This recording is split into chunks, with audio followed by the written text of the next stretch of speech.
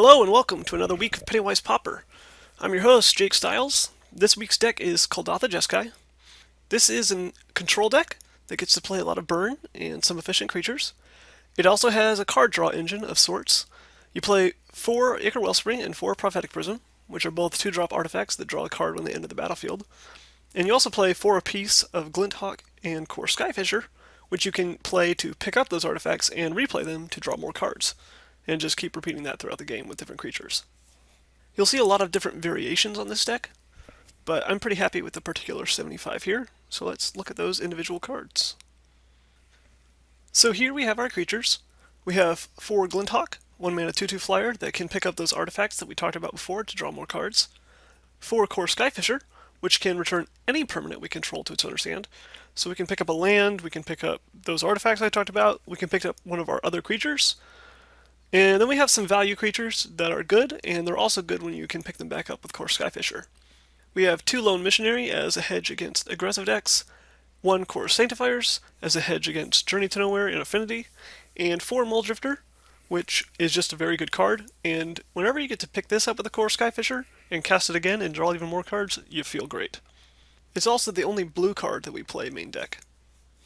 Next we have the artifacts that I mentioned. 4 Ichor Wellspring and 4 Prophetic Prism. Each are 2-drops, they draw a card when they enter, and they each have an additional ability. So Ichor Wellspring, its thing is, whenever it's put into a graveyard from the battlefield, you also draw a card.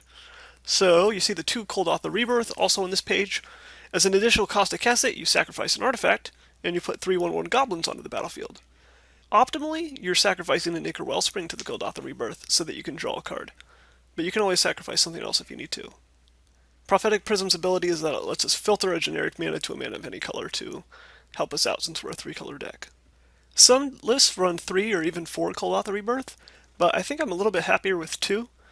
Going wide really isn't the strategy of this deck, and the goblins are only really great whenever you get to sacrifice an Ichor Wellspring to cast them, so you get to draw another card, or against Edict effects, such as Chainer's Edict or Diabolic Edict. Next we have our removal. Since we're playing red, we get to have a lot of burn as our removal, which is pretty cool. So you can use the burn, obviously, to take out creatures. However, whenever you're a control deck, like this deck is, and you can generate card advantage, like this deck can, something that you can do is, instead of using your burn to remove creatures, when you get really far ahead of your opponent, you can just use your creatures to trade off in combat with their creatures. And maybe use your Journey to Nowhere to get rid of their creatures, and save as much burn in your hand as you can. And then, after you've controlled the board for a couple turns, you just send 3 or 4 bolts or galvanic blasts at your opponent's face and finish them off. Lightning Bolt and Galvanic Blast are the most efficient of these spells, which is why we have 4 apiece. Firebolt gives us an additional cheap way to deal with creatures, and Journey to Nowhere gives us an out against creatures that aren't burned very easily, such as Fangren Marauders, Skirmag Anglers, Ulamog's Crusher, that kind of thing.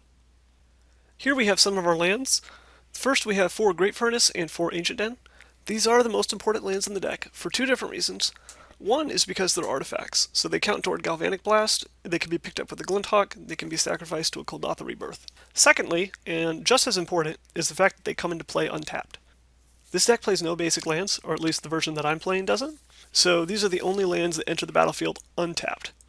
It's very important to sequence your early plays so that you can maximize these lands and only play them whenever you need their mana immediately. Next we have 3 Forgotten Cave and 2 Secluded Steppe. As the game goes longer, this deck can get flooded with lands, so it's nice to be able to cycle these away.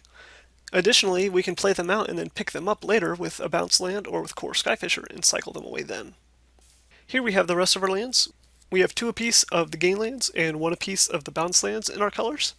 So between all these dual lands and the Prophetic Prisms, we don't often have mana problems with getting the right colors that we need, but we do sometimes have problems with all of our sources coming into play untapped, except for those 8 lands I mentioned. Moving on to the sideboard, we have even more removal. We have 2 Electrickery, which you often see in red deck sideboards as an out against 1 toughness creatures. Next we have a Celestial Flare. This is the sideboard card that I'm least sure about. There is a deck full of hexproof creatures called Boggles, but you don't see the deck around very much, and I'm not sure the Celestial Flare is actually necessary. We also have the 4th Journey to Nowhere in the sideboard to bring in against high toughness creatures. On this slide we have the rest of our assortment of sideboard cards.